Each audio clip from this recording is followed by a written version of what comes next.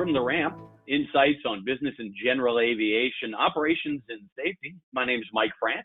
I'm the Managing Director of Safety and Training at the National Air Transportation Association. Glad you could join us for this, the inaugural edition of this video and audio podcast. I'm joined by two well-known individuals in the industry. First, Dr. Benjamin Goodheart with Magpie Safety Systems, known to all of us who have known him for a while as BJ. So BJ, welcome. Glad you could join us today. Glad to be here. Thanks, Mike. Also, we got Bob Schick, Director of Safety with TAC Air. Bob, again, same to you. Thanks for being here. Glad to be able to hang out with you guys. So, BJ, you've got to start off by asking, because this is what everyone wants to know, Magpie Human Safety Systems. What is there a story there? Magpie human safety versus? Sure. Yeah. I always tell people magpies are supposed to be an intelligent bird, and by an intelligent bird, the story that often gets told is that they're at least as smart as a 7-year-old human. And so I just tell people, I'm at least as smart as a 7-year-old human. That's not the real reason that we chose the name Magpie, though. The cool thing about the bird is not only are they all over here in Colorado, which is where Magpie is based, what they're really known for is being just innately curious, right? They're interested in the world around them. If you leave a magpie turned loose with a bunch of stuff, they'll investigate it relentlessly and try to find out how things work. So it's not just that they're smart, but they apply that curiosity to try to understand the world around them. And I think for us, that felt like a driving principle. They're also kind of troublemakers, and I like to think of us, the Magpie gang, as rustling up a little bit of trouble too. We like to have fun. We like to sort of make a mess of the way things have always been done and try to figure out something that works a little bit better. So that's it. The safety for humans part, again, it's just a little bit tongue-in-cheek, right? But because we work in industries that span all sorts of types of operations, from healthcare to public utilities and a whole lot in aviation, there's this real focus on engineering, or the technical component of safety. Right. We're trying to launch a rocket or something like that. The amount of mathematics and engineering horsepower that goes into reducing risk is incredible, but we sometimes overlook the part that really matters, and that's how all of that interfaces with people. Because the machine doesn't care, the tug doesn't care, the airplane doesn't care what safety is. It doesn't know what it is, and people are always the beneficiary of safety. So we try to think about it that way. It's just a good reminder for us. Very, very interesting. So you mentioned shaking things up and doing new things. I mean, really, here we are. It is 2020 has started off to be quite a strange year for us all. Last time I think we all met was in Charlotte at the S&D conference, and since then we've all been kind of quarantined at home. We've gotten very used to holding meetings like you're seeing right here with faces on a screen. That's kind of what drove the beginning of this video podcast, saying let's put together something where we can bring in interesting people with good ideas and just have conversations about safety and operations issue from a kind of a bit of a ground handling perspective, but we can touch on any area that's really of any interest. So I thought we'd kind of open up our discussion looking at our current situation. I mean, we've seen some dramatic changes in the operating environment. I've talked to FBOs that are saying they've seen an 80% decline in traffic or more, that have had to furlough large portions of their staff, or furlough but then bring back, things like that. And so it gets us to this idea of change, dramatic changes in operations. In some cases, we're seeing business start to return now. So let's open this up with a discussion talking about, how does that impact safety? What are the things that we, industry-wise, should be looking out for, should be aware of, should be thinking about? Bob, do you have some thoughts? Want to kind of kick us off? Yeah, I think one of the first things that we wrestled with when this COVID adventure started was, if we furlough people, if we send them home because business levels have dropped, then we risk losing some real good talent that we've invested a lot in developing and getting them to where they are. And so we made the decision we weren't going to do that. And we basically developed a plan where we had shift isolation. So we had different crews coming in at different times, but we kept everybody on the payroll through this time. And I think it says a lot to how it's going to help us get back into regular operation. I mean, there's no learning curve now. It's just a matter of kind of shaking off some of the cobwebs and getting back into your routine. I think it's going to play very well for us, and it says a lot to our employees that we're in this for the long run, and we value you. You're our most valuable asset, so we need to take care of you. And so we've been very fortunate that the business has allowed us to do that. Did you notice, Bob, during the slowdown time, any new safety-related risks or hazards or risks or other things like that evolving? Something you'd never thought about would ever be a problem now, all of a sudden, because of a change in the environment, has been something that you've got to pay attention to? Yeah. Things got quieter, and when things get quieter and slower, we seem to trip much more than when things are happening at a faster pace. Man, when you're on, and everything just kind of clicks. But when things start slowing down, all of a sudden, you're spending most of your time cleaning things up and cleaning the hangars and getting the cobwebs out of the business. You tend to have a few more, didn't think that would happen than normal. Service related, I mean, everything's so slow now. I think one of the biggest concerns we had was, people coming in that may be infected with COVID. And how do we deal with that? Well, you deal any way you deal with anything. You have a plan, and you have barriers in that plan to protect you, protect the customer, protect the asset, and then execute the plan. Try to get away from the reactionary and plan it out, quite honestly. I mean, the last thing you want is an aircraft pull onto your ramp and then sit there and hope somebody comes out and takes care of them.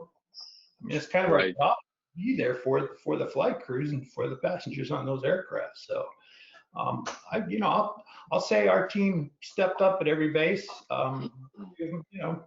Scheduling issues. What if somebody came in and was, exposed to Uncle Charlie who had something? What does that do?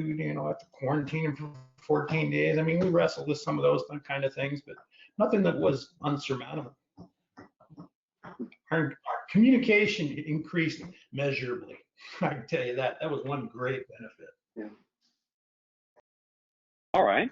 Well, BJ, from a kind of maybe a broader perspective now, can you shed some light on the aspects that change bring to managing safety and looking at people? Sure. Yeah. Bob said something. He didn't hit it on the nose, but I'm going to try to draw that out a little bit. You asked him if all of this change, all these things going on, had an effect on safety. And the thing Bob really talked about was resilience in practice. Right? He talked about how they were able to adapt. They could look forward and say, boy, if all these people lose recency of experience and currency of that experience, what will that do to our business when this thing invariably starts to sort of tick back upward? And to make a decision on that. And what I would say is, when we have these big sort of paradigm shifting events, it really lays bare adaptive capacity.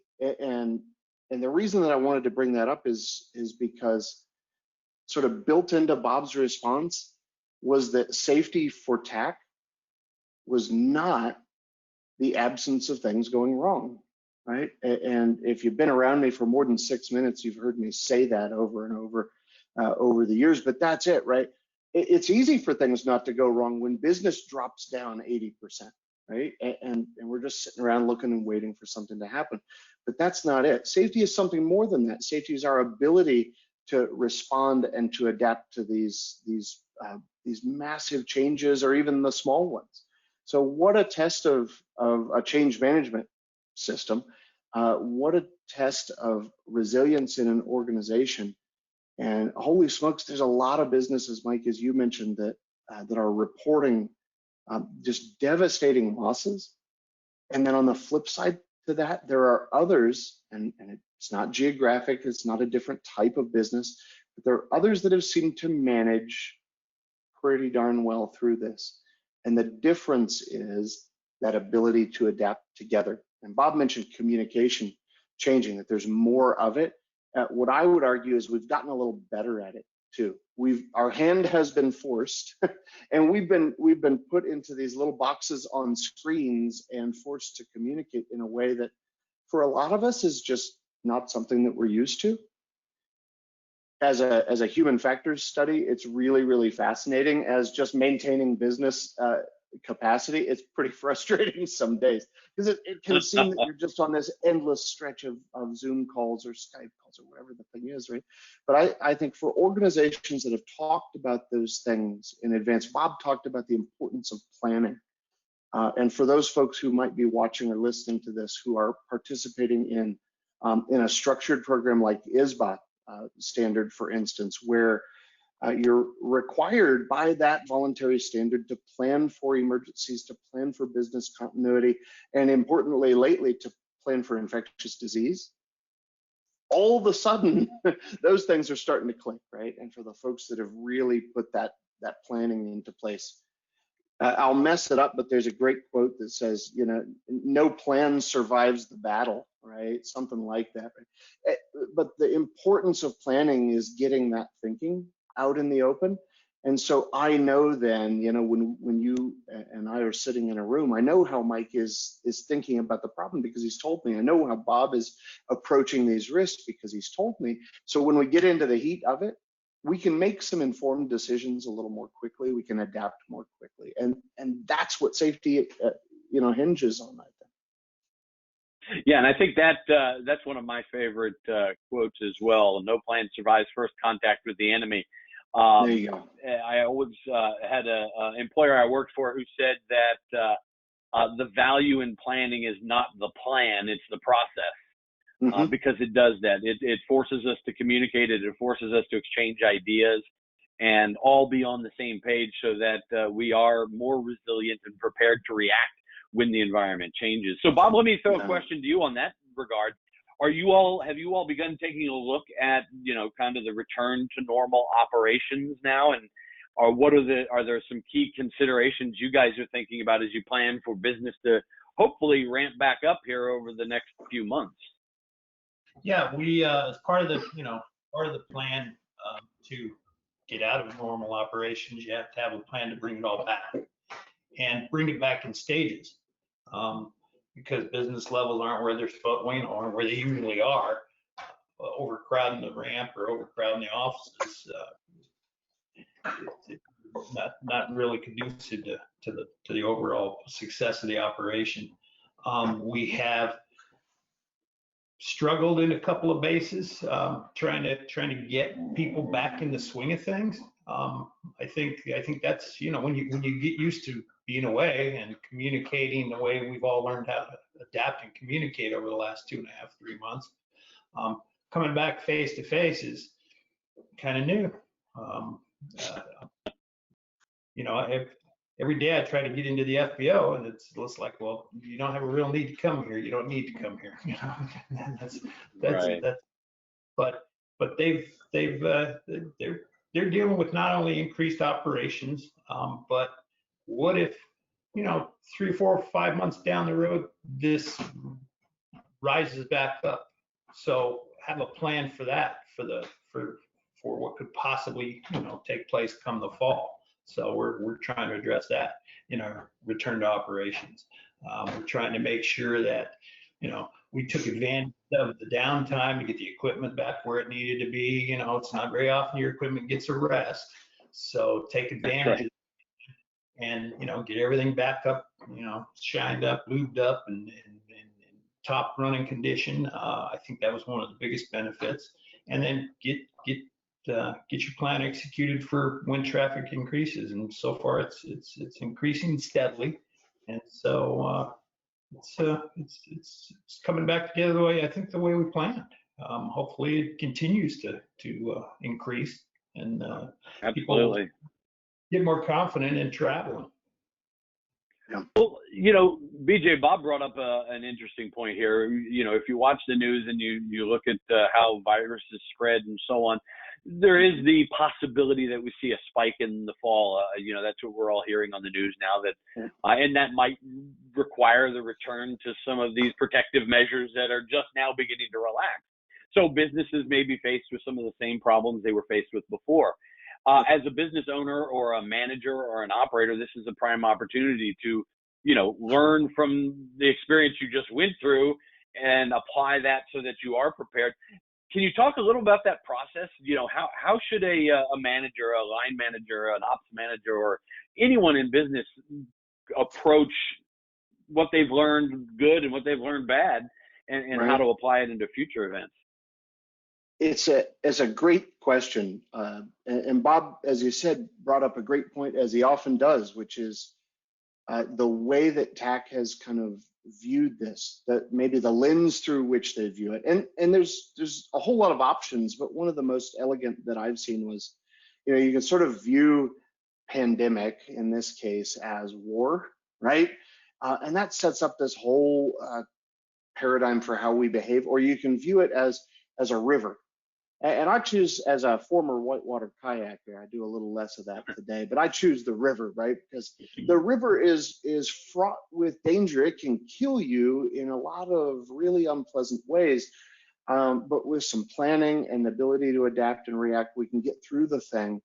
And the nice thing is, in war, we tend to think of these very defined battles and very defined short-term strategies, and maybe this overarching thing, but it's a winnable thing at some end. The river just keeps going, and it doesn't care if I'm in it or not. And so I think viewing it through that different lens, whether it's something kind of esoteric like that or not, is helpful to change the way that we try to look at it. The other really cool part that you brought up here, Mike, which was, how do we learn not just from the things that maybe didn't go so well, but the good bits of this too, right? It's super common in organizations to hear about a post-mortem, and I'm clear that there's going to be a lot of post-mortems done in organizations all over the world about the response to this. And what I would challenge folks to do is maybe think about pre-mortems, or even if you're determined to call it a post-mortem, apply that to those perfectly ordinary operations that went off without a hitch. Because the repeatable things that we're able to do and then build back into our business don't come from solely those lessons of failure. It would be really cool not to repeat failures, right? I would argue that that's a great thing to go for, but not failing and being really successful, there's a gap between those two things. So if we're going to repeat successful behavior, successful outcomes, we got to know how we've gotten there to begin with. And so built into what Bob was just telling us in that story was, going through and finding out what worked in one location and what we can mirror at another location because it worked well, not because it didn't work well. So it's that purposeful shift of saying, gosh, that went a little better than we thought. How on earth did that happen? And applying that same level of detail that we do when things go really badly, that same level of introspection to the success stories too, and trying to learn from both. So I think that's a good tip for managers and leaders. This is an area of safety that I find fascinating, and I think also really important. You look at our industry, and from the outside in, and people think about accident investigations. You see the NTSB guys in their jackets at a scene. We talk about that. Something goes wrong. We do a review to try to post-mortem, as you call it, or root cause analysis, whatever it is, one of these processes to dig good. And there's some value there, right? I mean, we wouldn't have done it so long if there weren't some value, but it's this idea that, rarely, and correct me if I'm wrong here, rarely are failures, accidents going to occur in the exact same way because it's such a complex environment we work in. And so therefore we can gain a lot instead of just by focusing on exactly what went wrong here and trying to ever prevent that same thing from happening, of understanding what works, why do things work, what are we doing that's well, and learning how to expand and apply that. Am I kind of summarizing that right, BJ? I think so. And there's this careful balance that has to happen, right? The NTSB you mentioned, but there are so many other folks doing great work on accident investigation. It's important, right? It's an important part of how we learn, but it's not the only part. And we really tend to overemphasize learning from this really small percentage of things, which is those things that go wrong. In aviation, thankfully, it's a really small proportion. The way that we get successful, the things that we can repeat on purpose are the things that built that success.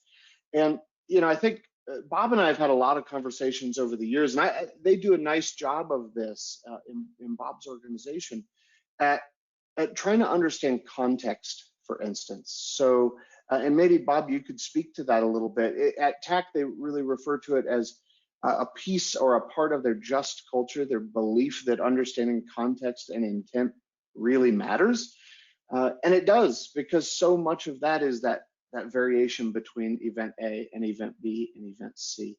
And it's understanding those levers that lead to that context. Bob, any thoughts on that? It's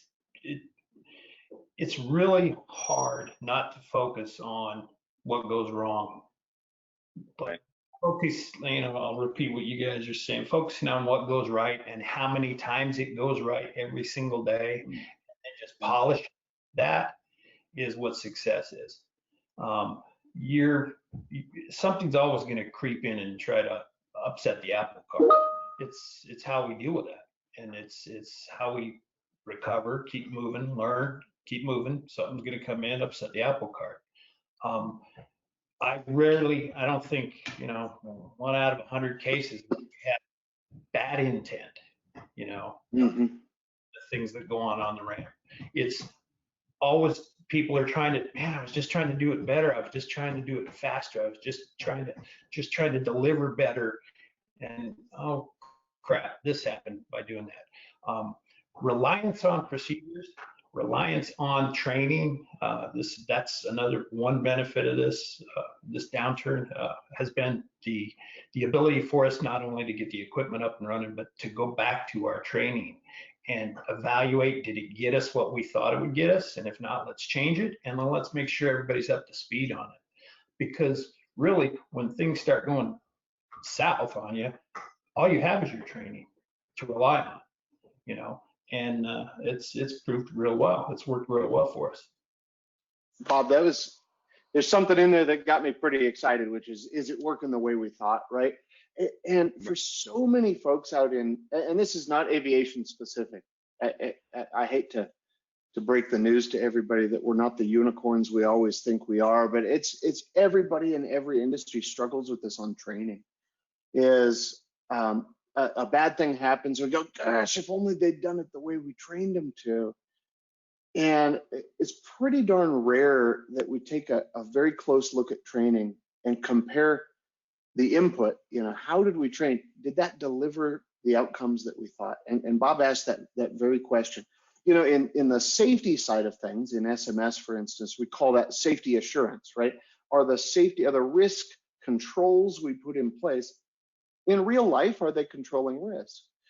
And I would say, if calling it training assurance helps you get there, you can think about it really in the same way. Now, the airlines have some specific tools that look at that. Things like AQP, Advanced Qualification Programs. If you look at that, it creates this really nice sort of tight feedback loop in the system where you put folks in a simulator, you complete the training, you check it out on the line, and you go, the input isn't leading to the output we want. We've got to start turning some dials here. It's really, really tough to do that when things aren't going wrong. And Bob mentioned that it's easy to focus on things going wrong. And that's a function of biology. It just is, right? Our prefrontal cortex is hardwired to notice a difference from what we expect. And when we get what we expect, we sort of assume, it's just the system's just working like it should. And the reality is there's 1,000 tiny decisions and actions and reactions that your team is putting into place to make success happen.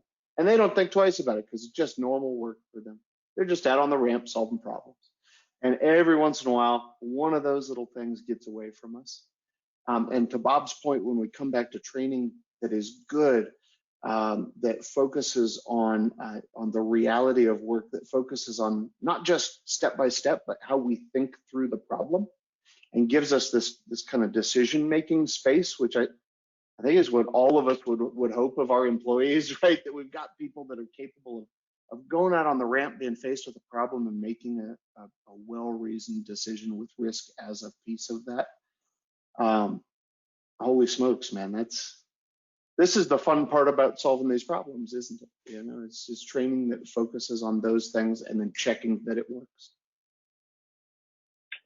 So how do we implement that? How do we make these changes? How do I'm somebody listening right now who's been in my role as an ops manager or line manager or even a supervisor, and I go, wow, what they're saying is making a lot of sense. How does somebody begin to make those changes within an organization? I hope there's one or two of those people that say, wow, that's making a lot of sense. From my perspective, and then I'll turn it over to Bob, because I know Bob's got some great ideas on this. In sort of the broad view, our team relies a lot on stories. And stories always sound like they're going to take a long time to collect and listen to.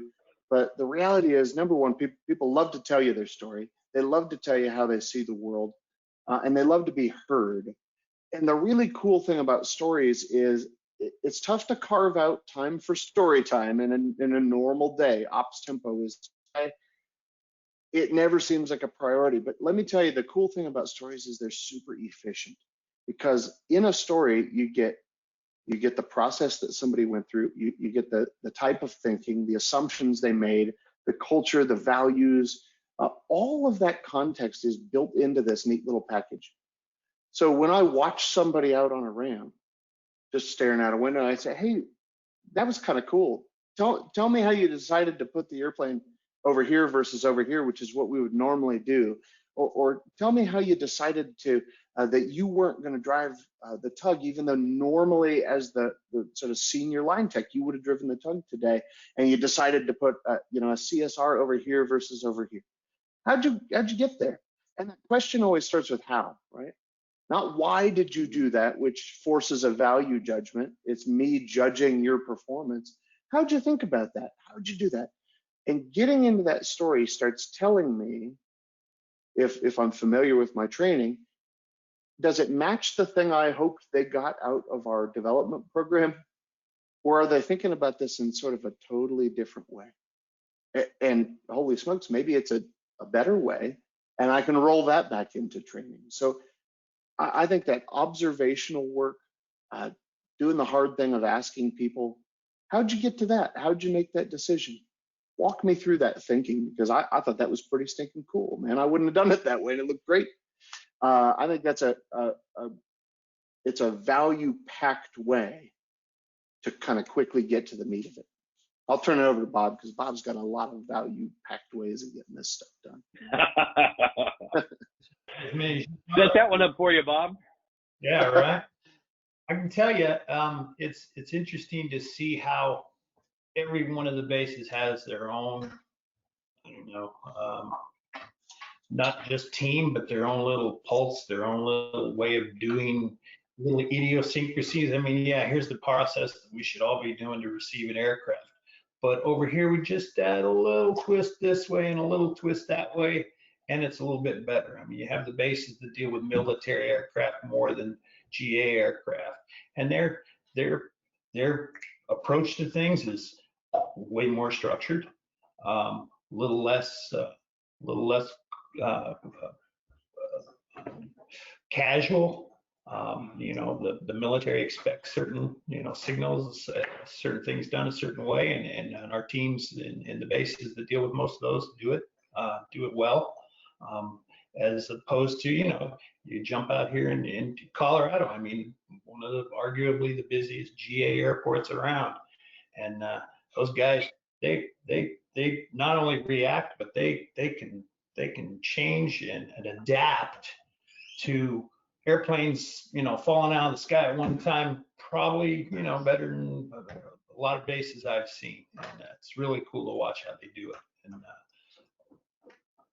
getting into the story side of it, you learn a lot. Go ahead, BJ. Well, I was just going to say it's cool to see.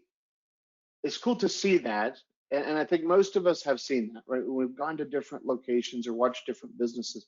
But Bob said something it's easy to gloss over, and I think is so hard to master in an organization, is that balance between the process we all share, the non-negotiables that we all share, and those nuanced little pieces that we're allowed to make our own. And the way that makes sense to me, and maybe this is Kansas thinking for you, I think about it in terms of fences on the property versus staying on a road, right?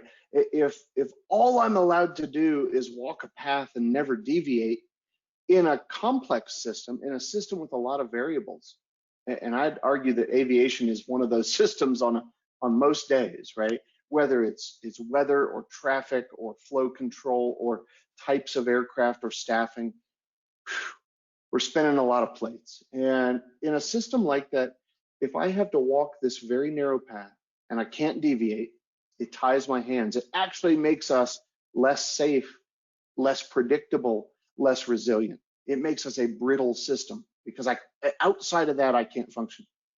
But when I put a fence around the property and I say, okay, you got 13 acres to roam on.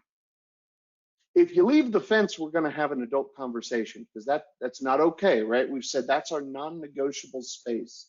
We do it this way when it's a standard operation, but not everything is standard. So I've trained you. I've given you the right set of tools. I've showed you really through modeling it, the kind of thinking that we like to apply to these problems. And as long as you're within those fences, we're pretty darn good. If you start getting near the edges, it's time to talk to somebody who's really senior and maybe has a few other pointers on this kind of thing. But for me, and Bob, maybe you've got a better metaphor, but I think about it as kind of defining the property versus the one true path. No. Yeah, and that's, go ahead. No, I think you summed it up just perfectly, BJ. Set the boundaries, give them the tools, give them everything you can give to be successful, and then let them put their spin on it and be successful. Yeah. And if you're brand new, maybe the property is smaller, right? Maybe you're not let out of the pen just yet. Maybe you gotta stay in the chicken coop when you're brand new. Eventually you get out with everybody else, but not just yet. So, that's a topic for a whole nother podcast series, looking at, how we set those fences, guardrails, whatever it is you call them. Yeah. I think it's a really important lesson for us all to understand in aviation. We tend to think SOP. All I got to have is good SOPs and I'm going to prevent incidents. And the reality is that doesn't happen because we do work in a complex environment and there's multiple things going on, lots of moving variables.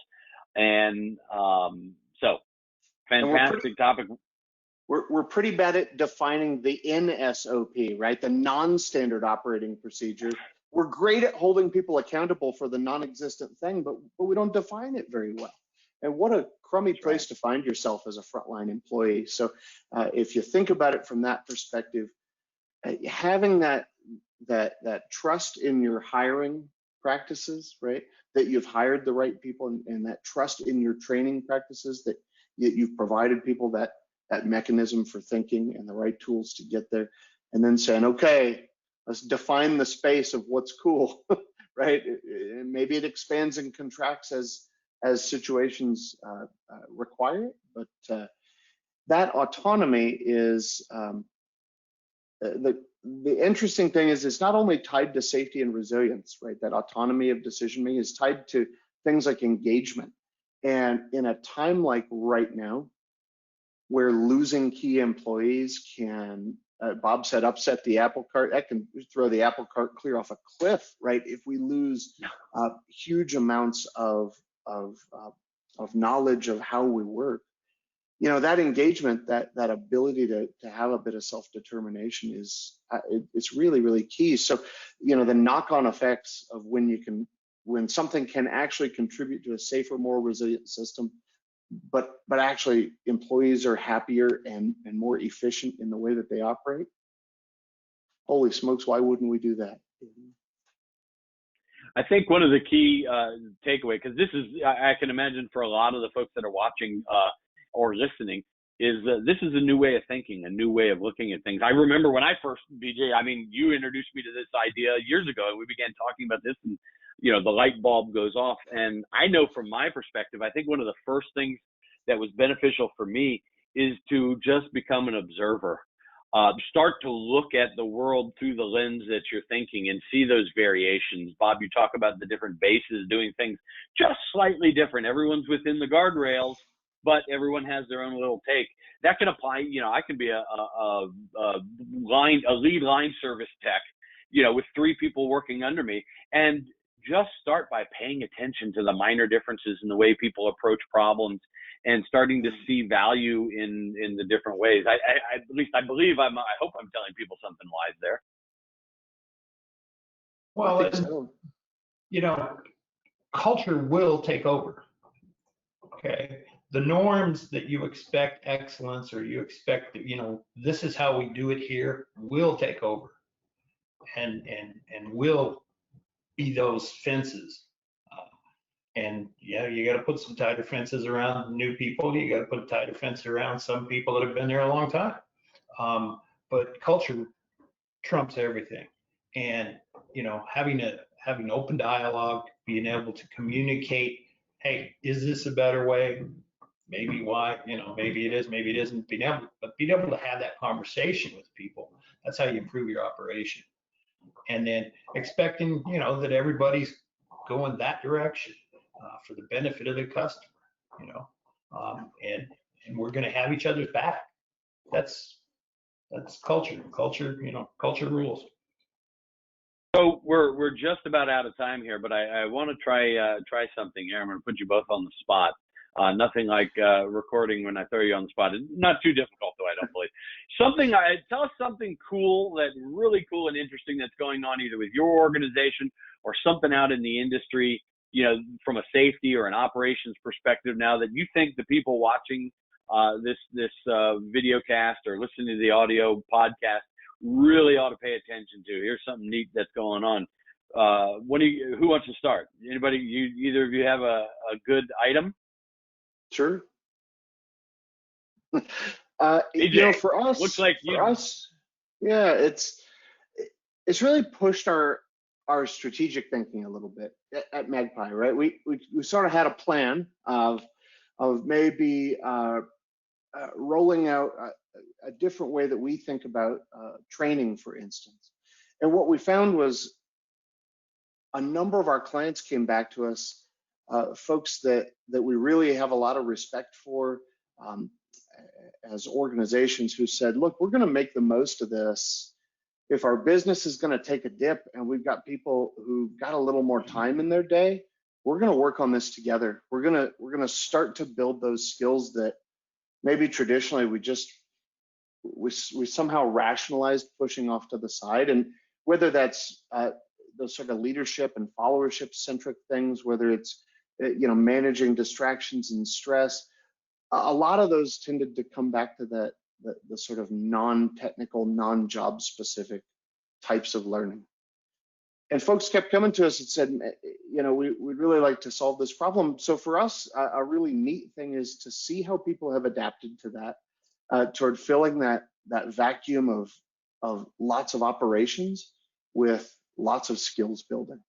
I hate to even call it training, right? Because they've rethought it a little bit. There's not an operational need for training on this technical thing, but they've said, look, how do we just get better at doing this sort of stuff as people working together? And so for us, we've pushed up our schedule a little bit on development of some of those things. We've been able to partner with some really, really bright people in the industry that have had some pretty darn neat ideas about how you do this, how you roll these sort of things out. and build those skills that are traditionally, look, it's easy. Bob said earlier, it's easy to notice the thing going wrong. It's easy to focus on the, I ran into a fixed object, and that feels pretty darn technical. The reality is it almost always has some basis in communication and distraction management and the assumptions and biases that we make as people. So the better we can fortify that sort of thing in our teams, I think the more resilient we are. So I think that's cool. A lot of people have used this as an opportunity to focus on that. Bob? I think one of the best things that we're getting out of this last 3 months is the communication. Sounds exactly like my house. Okay, my dog's communicating. Four of them in here right now. Communication with the customer has improved, and really the dance that we have to do together. Historically it's been them and us, and that's their aircraft, and then it becomes my aircraft. Well, it's kind of our aircraft, and how are we going to work together so that we can get that customer to their end destination and through that lobby of the FBO and in their car and on their way with as least imposition of cleaning, disinfecting, and all the fun little things that we can do, but still guarantee their safety and so that they'll come back and be with us again. And we've talked more with flight crews and more with the operators in the last 2-3 months, I think, than we've done in the last 6 months to a year. And to continue to do that and try and understand how you can help us and how we can help you, and it'll just make everybody's life much, much easier. And if that's the take, well, then it's been a good experience. All right. Well, gentlemen, I just want to thank you guys for giving up some of your time to be a part of this, the inaugural issue of Views from the Ramp. I think we had a great discussion today. I want to thank everyone that's taken time out of their schedule to tune in and listen. BJ, Bob, thank you again, and I'm sure you guys will be back on here again sometime in the future talking about other topics. Check out our website, www.nata.aero, for future episodes. So with that, we'll sign off, and everyone have a fantastic day.